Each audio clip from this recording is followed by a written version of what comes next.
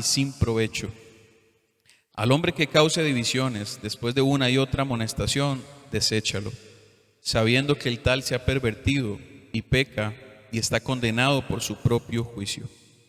Cuando envíe a ti a Artemas o a Tíquico, apresúrate a venir a mí en Nicópolis, porque allí he determinado pasar el invierno. A Zenas, intérprete de la ley, y a Apolos, encamínales con solicitud, de modo que nada les falte.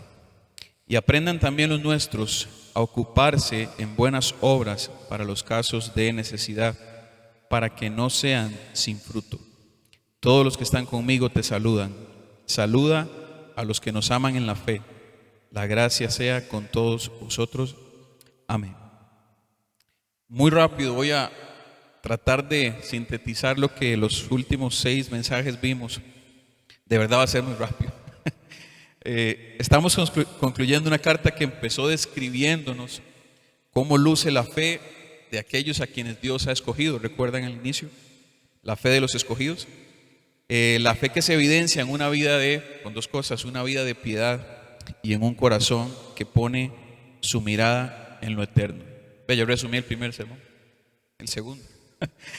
Dado que la iglesia de Cristo, no esta iglesia, toda la iglesia del Señor, en todo tiempo y en todo lugar, es susceptible y muy influenciable, es susceptible a la influencia de la cultura y muy susceptible a escuchar, a recibir y a seguir enseñanzas dañinas, erróneas, equivocadas. Entonces vimos una descripción de cómo luce la sana enseñanza en la vida de la iglesia, en la vida de los creyentes, en un ámbito personal, en un ámbito familiar, en un ámbito laboral. Y vimos también la forma en la que Dios cuida de su iglesia, de su pueblo, al poner sobre ella, al proveerle pastores, hombres íntegros que aman a Dios, que representan a Dios y que están llamados a instruir a la iglesia con una sana enseñanza. Y vimos también el recordatorio de la obra de Cristo en nuestras vidas. Vimos la maravillosa verdad que nos enseña que fuimos redimidos, fuimos rescatados, fuimos santificados, fuimos purificados, fuimos transformados, fuimos comprados también y fuimos hechos su pueblo, un pueblo santo, un pueblo que le pertenece a Él.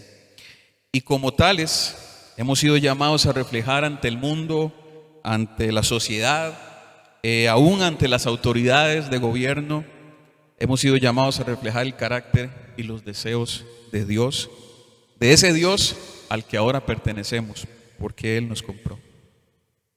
Veo que era rápido el resumen.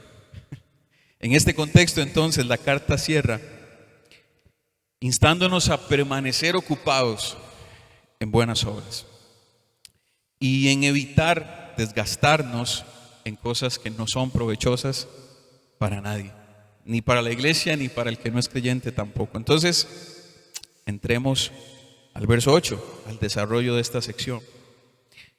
Recordemos que Pablo está escribiéndole a Tito, que es un pastor en esta iglesia en Creta, y como toda carta, al final vienen nombres. Tal vez algunos no están familiarizados con la forma de este libro. Es una carta, entonces por eso salen nombres, saludos, personas, etc. Dice entonces el verso 8: palabra fiel es esta. ¿Cuál? Lo que vino diciendo anteriormente. Pero el primer enunciado que quisiera que quede en su cabeza y en su corazón acerca de lo que vamos a empezar a analizar ahorita es este: la fiel enseñanza del Evangelio tiene como fruto creyentes ocupados en buenas obras. Y esos creyentes a su vez tienen vidas que son de provecho para los que no son creyentes. De nuevo, la fiel enseñanza del Evangelio tiene como fruto, como resultado, creyentes que están ocupados en buenas obras. Y a su vez esos creyentes tienen vidas que son de provecho para los que no son creyentes. ¿Okay? Veamos qué dice el verso 8. Palabra fiel es esta. ¿Cuál? Recordemos el mensaje anterior. Y le dice, esta palabra en estas cosas, Tito, insiste con firmeza, martille con estas palabras, insista en enseñar esto, no afloje con esto, sea firme en esta enseñanza. ¿En cuál? ¿Cuáles cosas vimos en el mensaje anterior? Que somos pecadores, que fuimos pecadores rescatados, fuimos pecadores muertos, perdidos, estábamos extraviados, estábamos siendo esclavos de nuestros deseos pecaminosos. Esa era una de las verdades que aprendimos o que leímos en el mensaje anterior. En el verso 3 dice: esto éramos nosotros, extraviados, insensatos, aborrecibles, aborrecíamos a otros, etc. Esto es parte de las cosas en las que debemos insistir. ¿En qué? En que somos pecadores, en que nuestro corazón es malo, no es bueno, en que hay pecado en nosotros y que hay una necesidad urgente, imperante de un Salvador. Porque ese pecado que se alojó en nuestro corazón, con el que nacimos, nos condenó y necesitamos un Salvador que nos libre de esa condición de muerte. Insiste en estas palabras, Tito le está recordando Pablo a él. Segundo, nos enseñaba también en las palabras anteriores, Dios nos salvó. ¿Por qué? Por su bondad, por su amor y por su misericordia. Y aclara, no por nuestras obras de justicia, como si hubiésemos hecho algunas, que fuésemos dignos de recibir salvación. Entonces, ¿en qué cosas hay que insistir? ¿Cuál es la palabra fiel? Esa, somos pecadores necesitados de un Salvador. Ese Salvador nos salvó por su bondad, por su amor, por su misericordia, no por nada que nosotros hubiésemos hecho. Tercero, nos hizo nacer de nuevo y nos dio su Espíritu para renovarnos día con día. Ya llevamos tres cosas: nuestra condición, a la condición del hombre, de pecado, de muerte, de condenación. Un Dios que en su amor y su bondad y su misericordia otorga salvación gratuita al hombre que no la merece, que no ha hecho nada por ella, y que para eso utiliza un nuevo nacimiento, le da un nuevo corazón al hombre, le hace nacer de nuevo, le hace nacer del Espíritu, y además pone en él su Espíritu para que día con día le renueve, para que día con día le siga transformando, para que día con día le siga perfeccionando hasta que Él venga o hasta que nos llegue. Y cuarto, Dios nos justificó por su gracia y por ella nos dio una vida eterna, una herencia eterna que nos está esperando. Esas son las cuatro cosas de las que venía hablando Pablo a Tito antes de decirle estas palabras son fieles.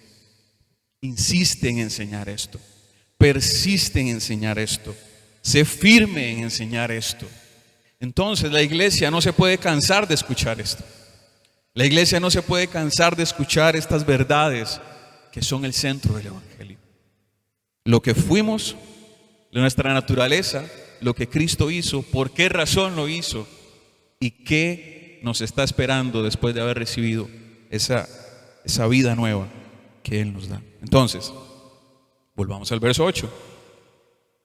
Pablo le escribe a Tito y le dice: insiste en estas cosas con firmeza. ¿Para qué? ¿Para qué?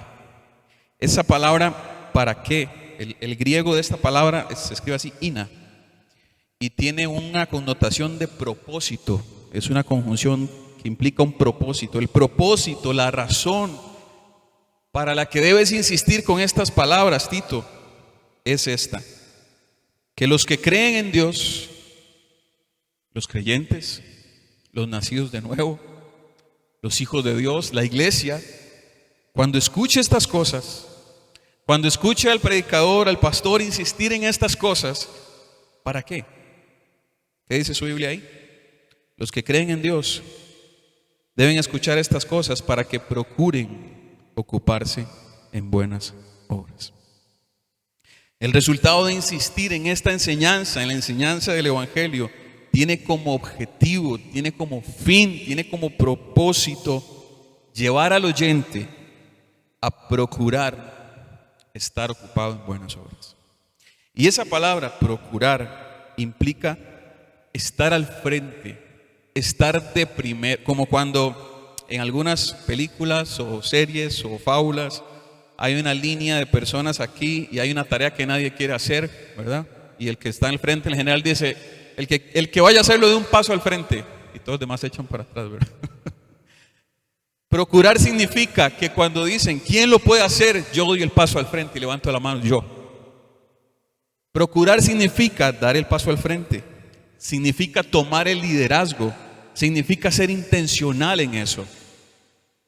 Significa levantar la mano y decir, presente, cuente conmigo. Entonces, ¿qué nos está transmitiendo este verso? Que cuando recibimos la enseñanza del Evangelio, la palabra sana del Señor, la palabra fiel de la que está hablando Pablo, eso debería despertar en nuestro corazón la intención, el propósito de dar el paso al frente y liderar y modelar en buenas obras. Deberíamos reflejar naturalmente las buenas obras. Ese es el resultado de toda esta enseñanza, de todas estas palabras que se alojan en nuestro corazón. Por eso le dice Pablo a Tito, los que creen en Dios, al escuchar estas palabras deben procurar ocuparse en buenas obras. Y dice, estas cosas, ¿qué cosas? Estas obras de las que está hablando, estas buenas obras, son útiles y buenas. ¿Para quién? Para los hombres. ¿Para cuáles hombres? Para todos los hombres.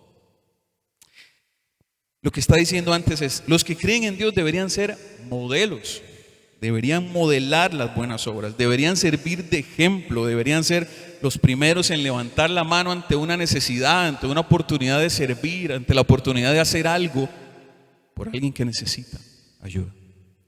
Y cierra este verso recordándonos que ocuparnos en esas buenas obras es algo de provecho para todos los hombres, no solo para los hermanos de la iglesia. No solo para la iglesia. Yo no estoy llamado a servir a la iglesia solamente. Usted no está llamado a servir solo a los hermanos. Es mucho más allá. Todos los hombres deberían recibir el provecho y el beneficio de nuestras buenas obras. Entonces, cuando Pablo le dice a Tito que estas buenas obras son útiles para todos los hombres, nos lleva a recordar el interés, el deseo de Dios de que muchos hombres lleguen al conocimiento de Él para salvarse.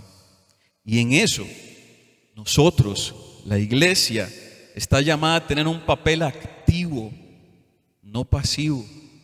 No esperar a que la gente venga y nos escuche, y no esperar a que oigan el Evangelio. No, debemos ir, transmitirlo, reflejarlo, que se salga por nuestros poros, que sudemos el Evangelio.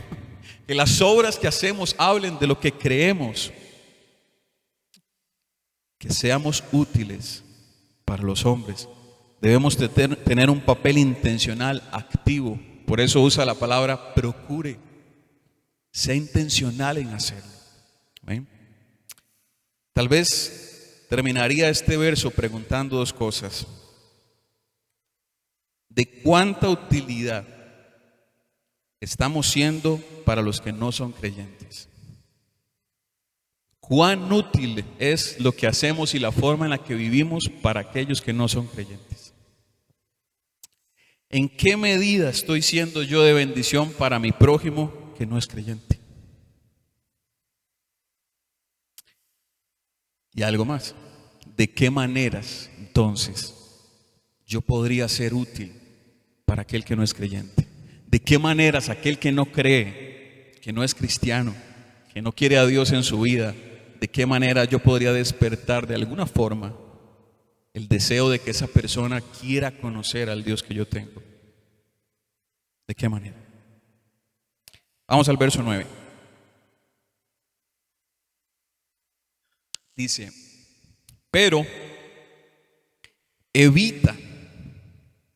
Quiero que vea el claro contraste entre el verso anterior y este. En el anterior dice, procura, sé intencional en esto, dé el paso al frente.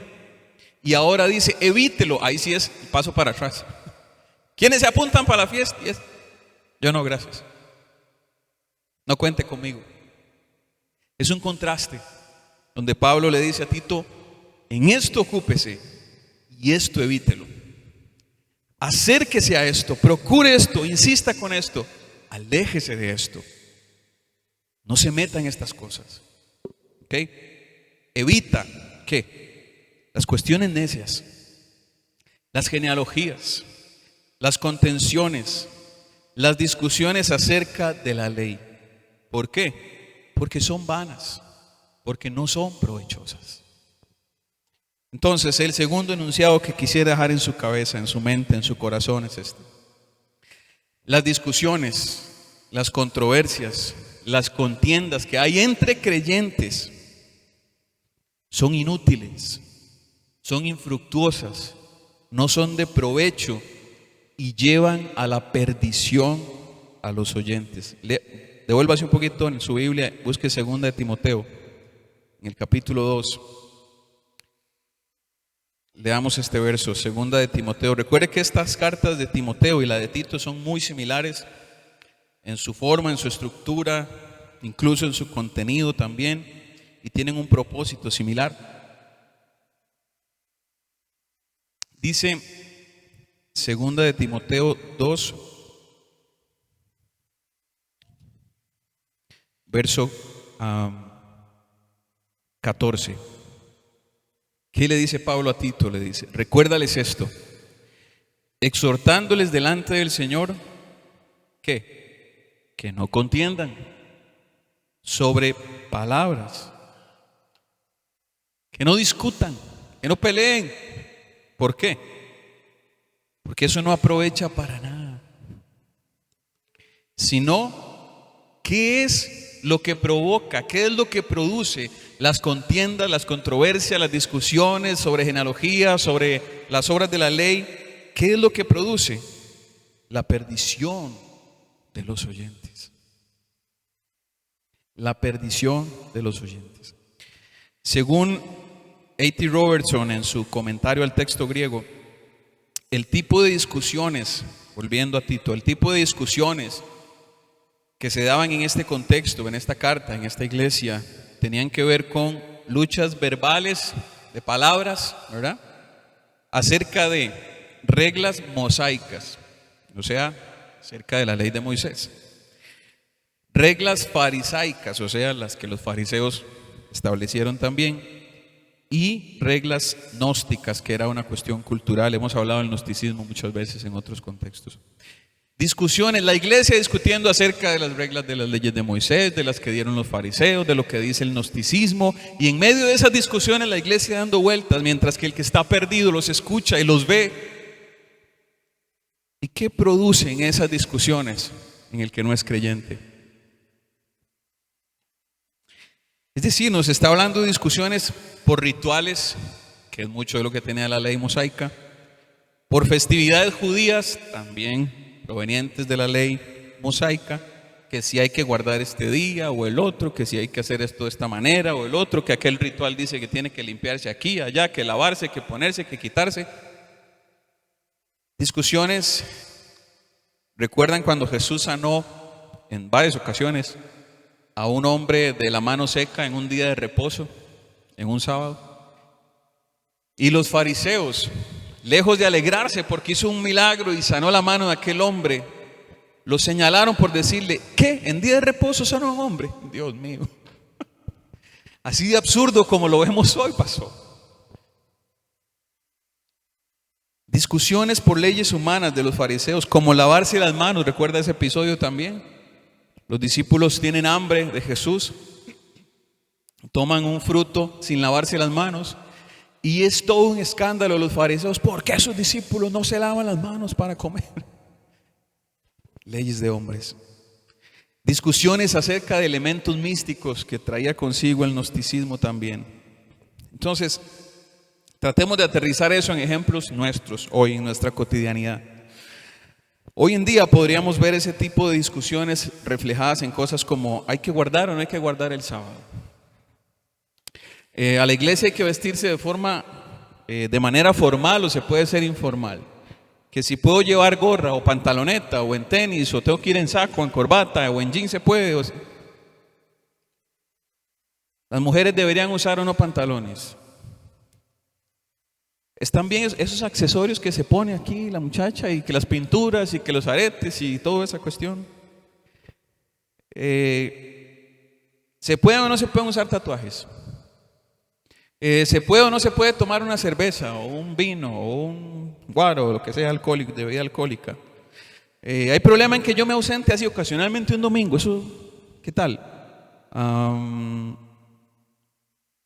Hablar o no hablar en lenguas en la iglesia, levantar o no levantar las manos en la iglesia cuando estamos cantando, que si ese ritmo musical está bien o no está musical, que si usamos la batería o no la usamos, que si es del demonio o no es del demonio la batería. Dios mío. Hace poco encontré a un predicador hablando de la batería. Yo dije, Señor, ¿aplaudimos o no aplaudimos cuando cantamos?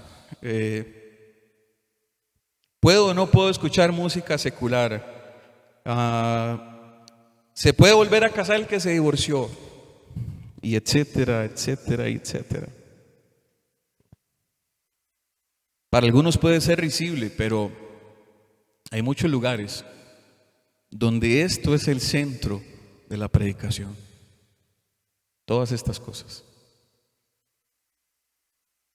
Donde los predicadores, los pastores se paran al frente a pelear con la iglesia por estas cosas. No a predicar, a pelear con la iglesia. A señalar todas estas cosas. A perder el tiempo en todas estas cosas. Discusiones sin provecho, sin sentido, que a los oyentes que no son creyentes los conducen no a Cristo, porque ahí no está Cristo en nada de eso. Ahí no se está hablando de Él. Los conducen a la perdición, a una ausencia del evangelio que puede salvar sus vidas. Por eso le dice Pablo a Tito, insista en esto, en la esencia del evangelio. No se enrede, apártese, aléjese, evite esas discusiones necias, absurdas, sin sentido, que no son provechosas para nadie, que no traen fruto. ¿De qué le aprovechan estas discusiones a alguien que no es creyente? ¿De qué provecho tienen? ¿Ah? ¿Qué oportunidad de encontrar a Cristo tuvo alguien que llegó a una iglesia o escuchó un mensaje por redes sociales en el que la predicación tenía que ver con todas estas cosas? Lugares donde llega una mujer por esa puerta que no sabe nada de Dios, con una vestimenta que usted y yo entendemos que no está bien, y tal vez con un montón de cosas raras, de pinturas, pero ella no sabe nada de Dios. Y en esa iglesia le cierran la puerta porque le dicen, no, es que así no puede entrar a esta iglesia. Dios mío. Entonces, ¿a dónde va a encontrar el Señor? ¿A dónde va a encontrar a alguien que le reciba y le abra la puerta y le enseñe quién es Dios? Y que luego Dios se encargue de transformar su corazón y su forma de pensar acerca de eso. Pero ponemos la forma por encima de la esencia. Ponemos las obras por encima de las intenciones del corazón. Eso hacían los fariseos. Entonces, hay un claro contraste entre aquello en lo cual se debe insistir con firmeza y aquello que se debe evitar a toda costa también. Lo que se debe insistir trae provecho para todos los hombres, pero lo que se debe evitar trae perdición para ellos.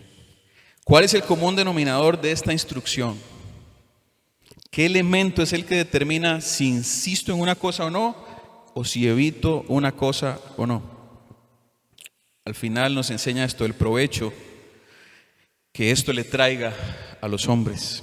Entendiendo este provecho como la medida en que aquello que hagamos o dejemos de hacer acerca o aleja a una persona de la oportunidad de conocer a Dios. Es decir, si hacer esto y hablar de esto le da a los hombres la oportunidad de conocer a Dios, insista en eso.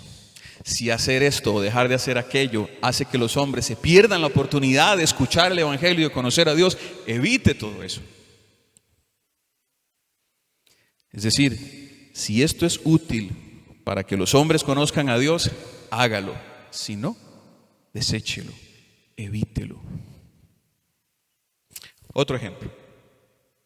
En esta época de Navidad es muy común ver artículos de medios cristianos, de páginas cristianas, con títulos como este: Debemos celebrar la Navidad.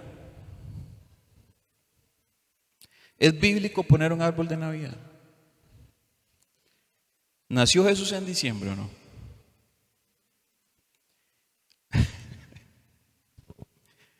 Y a lo largo del año yo veo muchos títulos con artículos de temas similares que yo me agarro la cabeza y digo, Señor, qué pérdida de tiempo.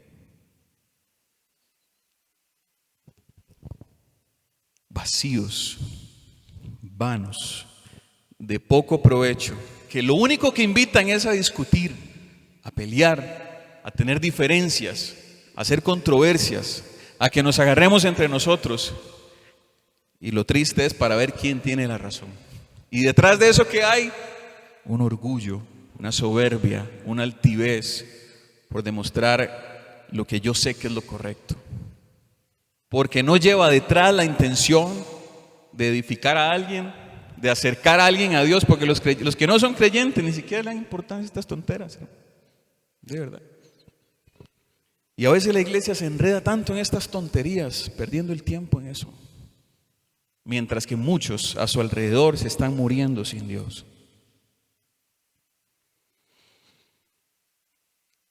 Recuerdo que cuando que rumbo a Cartago, hay un rótulo, creo que ya no está, por dicho, pero hay un rótulo gigantesco, una valla publicitaria. Cuando uno va hacia Cartago, va subiendo una cuesta, antes de empezar luego a bajar y llegar ya ahí, había un rótulo gigante, enorme, de color azul, creo, que decía: el sábado es el día del Señor.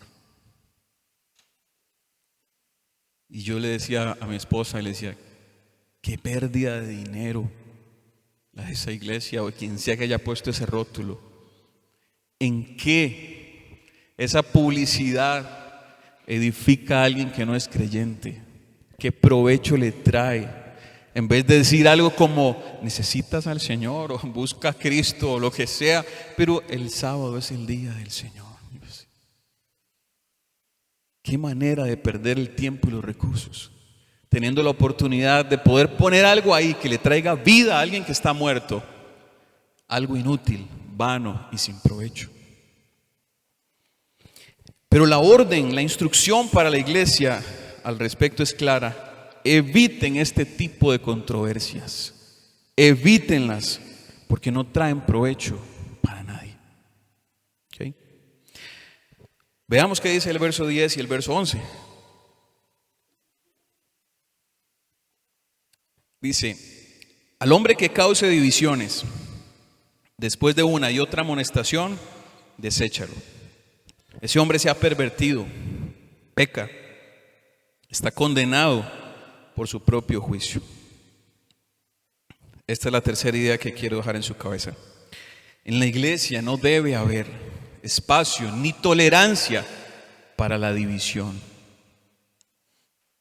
Todas estas cosas de las que Pablo le está diciendo a Tito, evítelas, llevan a la división, llevan a los pleitos, llevan a las contiendas, llevan a las diferencias y nos llevan a ver ante el mundo de una forma ridícula y absurda. Porque el que no es creyente ve a la iglesia en puros pleitos y discusiones. ¿Cómo va a creer en ese Dios? Jesús mismo en aquella oración de Juan 17 dijo: que sean uno, como tú y yo somos uno. ¿Para qué? Para que el mundo crea. Cuando el mundo ve a la iglesia ser uno, en unidad, algo llama la atención de eso. Jesús dijo: que sean uno para que el mundo crea. Entonces, si no somos uno, si no estamos en unidad, ¿qué es lo que va a hacer el mundo? ¿Qué va a ver el mundo? ¿Qué va a leer el mundo en la iglesia? No se ponen de acuerdo ni entre ellos, van a ir a mí a enseñarme ese Dios que tiene. Por eso el diablo es astuto y ataca tanto la unidad de la iglesia por todo lado, por todos los flancos. Siempre está intentando provocar división en la iglesia. Jesús dijo también: un reino dividido entre sí mismo no prevalece. Veamos lo que dice Romanos 16.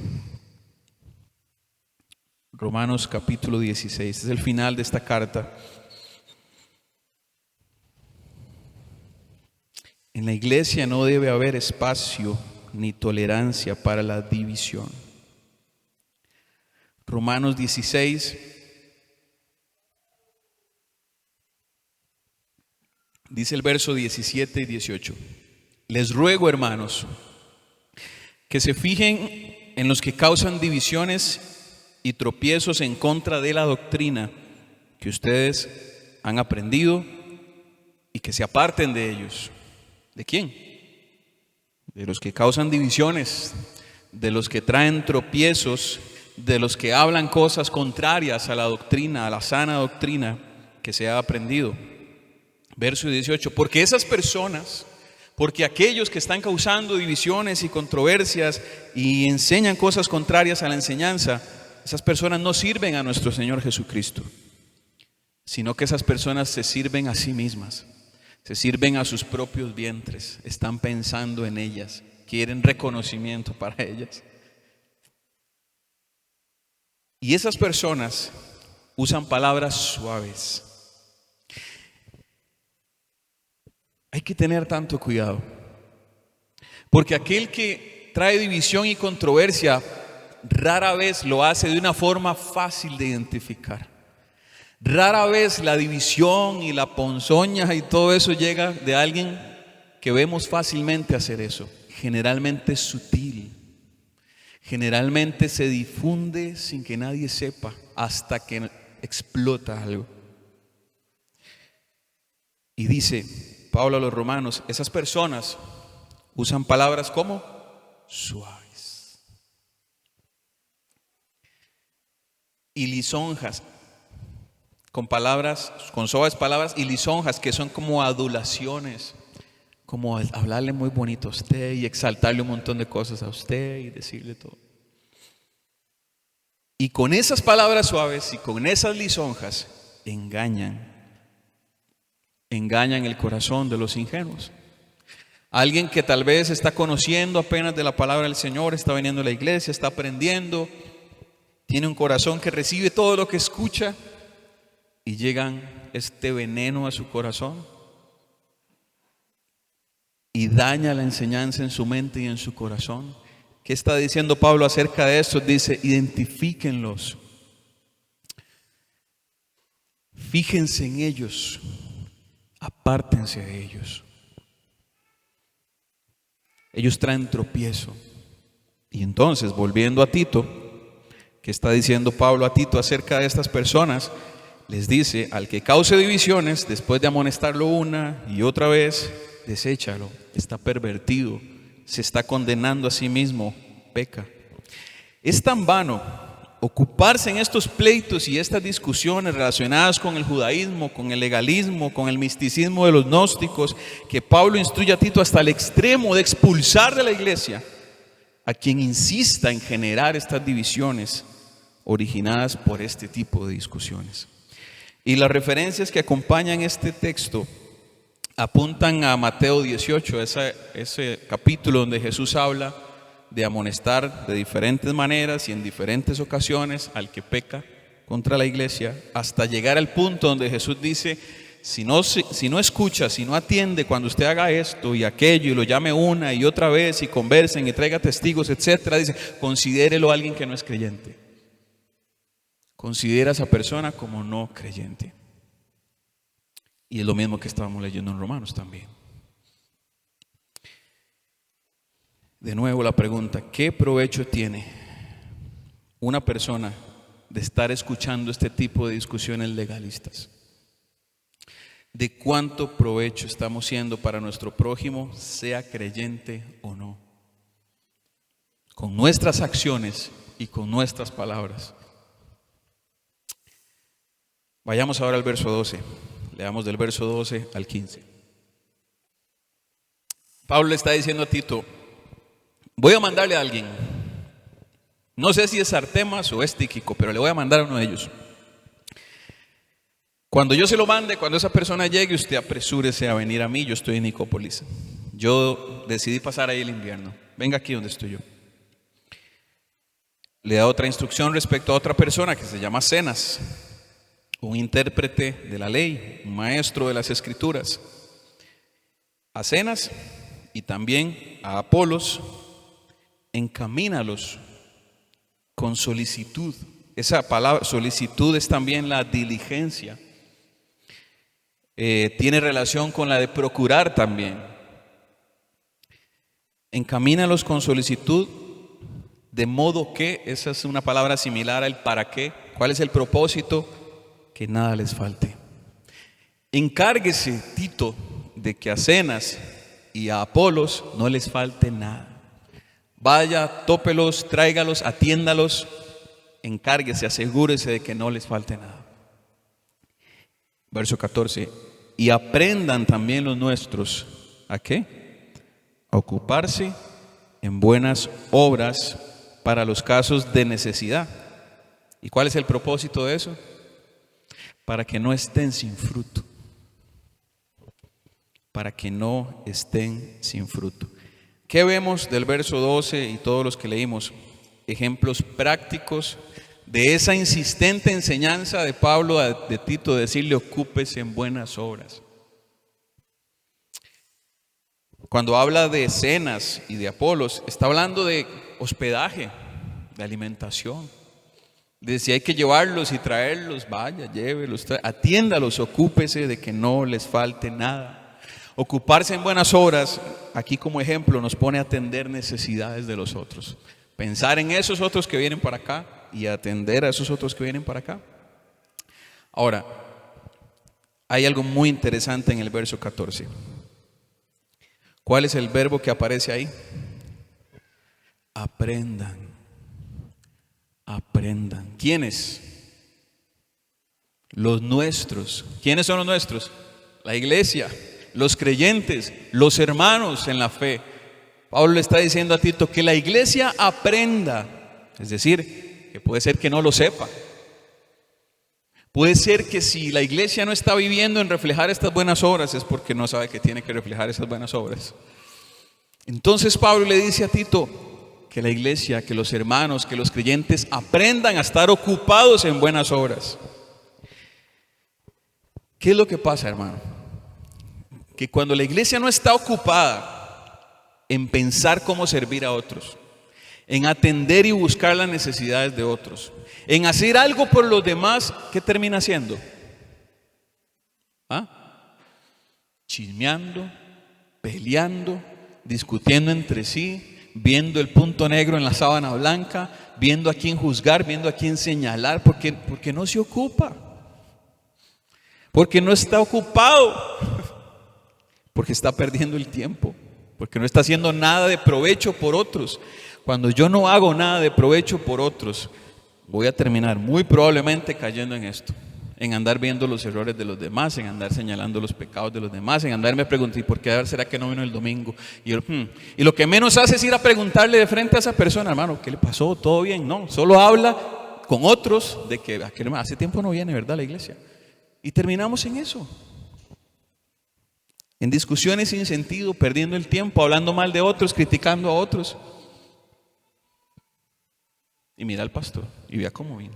Y aquella hermana, y en la puerta, y la ojiera, hermano. En eso termina la iglesia cuando no está ocupada en servir a otros. Cuando no está ocupada en atender necesidades de otros. Cuando está viendo solo para adentro. Cuando está muy preocupada, pero porque tener la razón. Cuando está muy preocupada por tener la razón y no está pensando en los demás. Insiste Pablo, estas cosas son buenas y son útiles para los demás. Ocuparse en enseñar el evangelio y en atender las necesidades de otros. El no ocuparse, lo que está diciendo en el verso 14 es que quienes no se ocupan, los creyentes que no aprenden a ocuparse en buenas obras, son creyentes sin fruto. Wow. ¿Dónde se muestra el fruto? ¿En cuánto sé yo de la palabra? Ahí no está el fruto. ¿Cuánto reflejo yo con mi vida y con mis acciones eso? Ahí está el fruto. ¿Cuánto puedo materializar esto que está metido aquí en mi cabeza en acciones que sean de beneficio y de provecho para los demás? Entendamos los demás como más allá de solo los hermanos de la iglesia, como cualquier persona que está a nuestro alrededor. ¿Qué piensa su jefe de usted, por ejemplo? ¿Qué piensan sus vecinos de usted? ¿Qué dicen ellos acerca de su cristianismo? Si es que saben que somos cristianos, habría que empezar por ahí. ¿Qué pasaría si alguien llega a tocar la puerta de su vecino y le dice: ¿usted sabía que ellos son cristianos? Y su vecino le diga que no. ¿Qué pasaría? ¿Qué nos diría eso a nosotros? ¿Qué nos transmitiría? ¿Qué pasaría si le preguntan al jefe suyo en el trabajo: ¿usted sabía que aquella muchacha, aquella señora es cristiana? ¿De verdad? Ah, no sabía. No parece. Es el que siempre llega tarde, es el que se queja de todo. Es el que siempre está viendo cómo hace una revuelta aquí para no hacer lo que yo digo. Pero sabe Biblia. Claro, solo esa persona, porque nadie en el trabajo se dio cuenta. No se le sale eso que sabe, lo tiene ahí muy guardado. Ocúpense en buenas obras. Ocúpense en reflejarle al mundo quién es su Dios. El mundo va a escuchar tal vez sí nuestras palabras, pero si esas palabras no están acompañadas de obras, de acciones, es como nuestros hijos. Le podemos decir todo lo que queramos, pero ellos van a hacer lo que nos vean hacer. Ellos van a seguir aquello que me ven hacer a mí. Ojalá que lo que yo digo concuerde con lo que hago, porque si no, estoy creando una confusión terrible en ellos. Y lo que les estoy diciendo es que lo que yo digo no vale nada.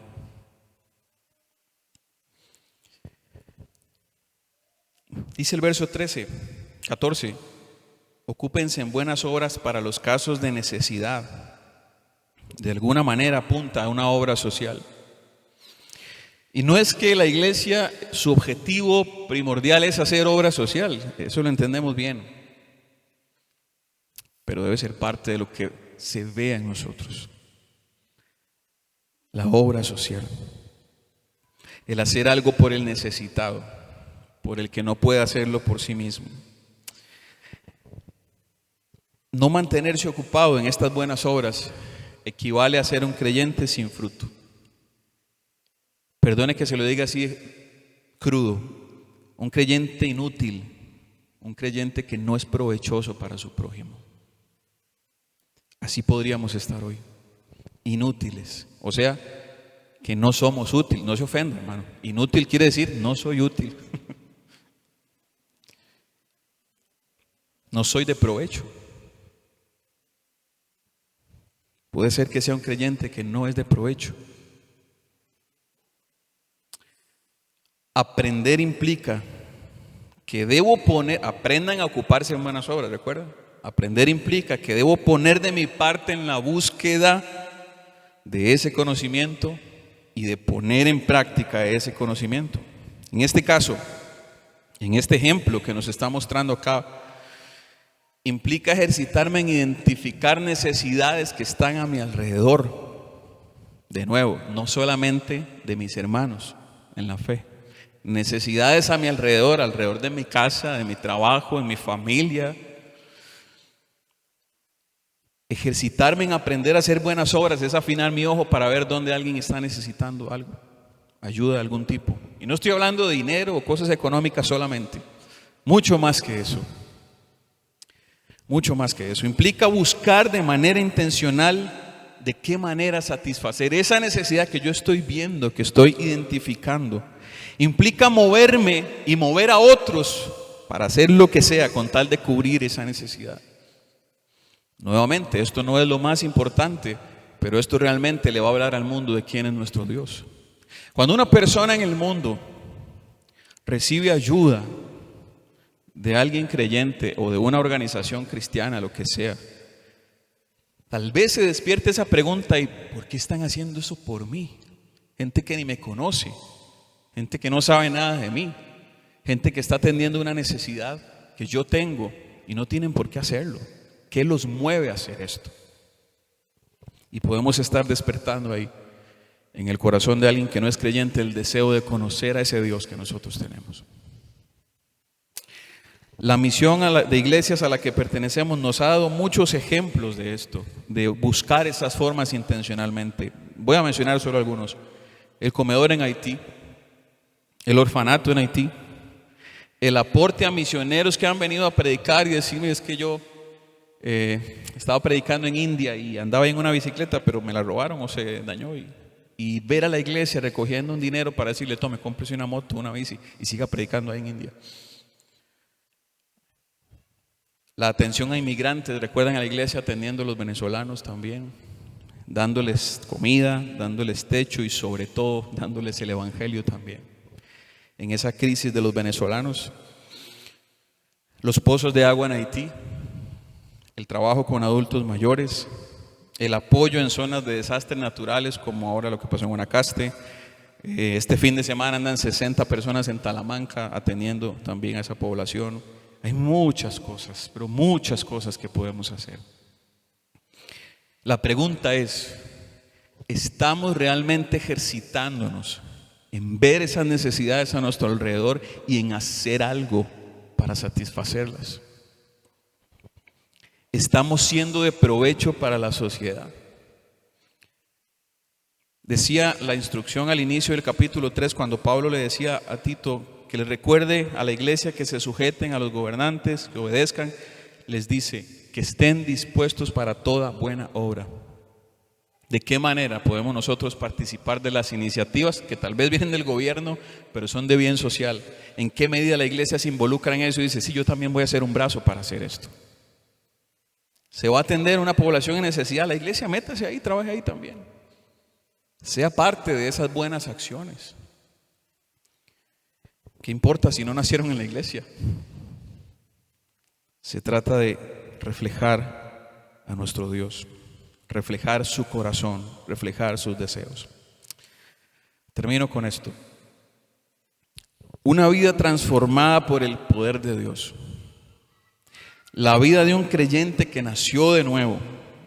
La vida de un creyente que está siendo guiado por el Espíritu Santo y que está siendo perfeccionado día con día, inevitablemente buscará la manera de ocuparse en buenas obras. Y mantendrá detrás de eso la intención no de gloriarse, de que me aplaudan, de que vean todo lo que yo hago, de pensar que con esto estoy comprando el favor de Dios. No. La intención en el corazón detrás de ocuparse en estas buenas obras será la de representar a su Dios ante el mundo. La de buscar la manera de dar a conocer al Dios que a mí me salvó. En su corazón va a guardar el deseo de que sus acciones, de esas obras que está haciendo, produzcan que otras personas se acerquen al conocimiento de ese Dios que a mí me salvó. Porque yo anhelo que otros también conozcan a ese Dios que me salvó a mí, y anhelo que otros también reciban la salvación que yo recibí un día de manera inmerecida. Ellos no la merecen, como tampoco yo la merecía, pero el deseo en el corazón de un creyente nacido de nuevo es que esos otros que hoy no tienen al Señor puedan acercarse, puedan conocer, puedan recibir el mismo regalo inmerecido que ese creyente recibió. Amén. Póngase de pie y oramos esta mañana. Señor,